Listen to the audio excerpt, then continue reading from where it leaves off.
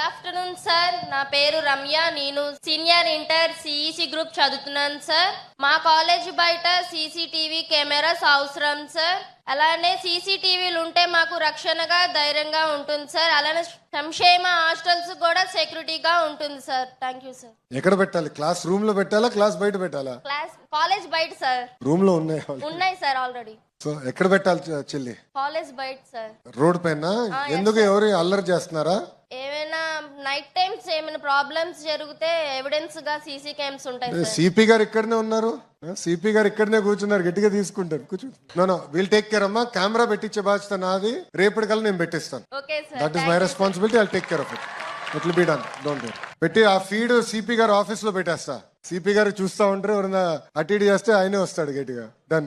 మంత్రి నారా లోకేష్ ఓ విద్యార్థినికి ఇచ్చిన హామీని కొన్ని గంటల్లోనే నెరవేర్చారు. విజయవాడలోని పాయకాపురం ప్రభుత్వ జూనియర్ కళాశాలలో ఓ విద్యార్థిని కోరిక మేరకు క్యాలెండర్లో తేదీ మారేలోపే సీసీ కెమెరాలు పెట్టించారు.